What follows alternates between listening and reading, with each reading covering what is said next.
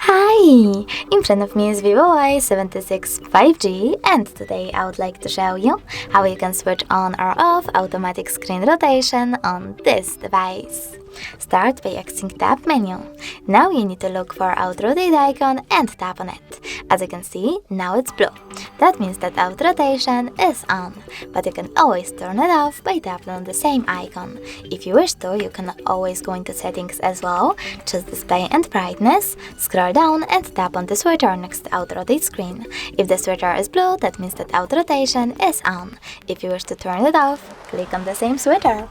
Thanks so much for watching. If you enjoyed this video, leave a like, comment and definitely subscribe. Bye!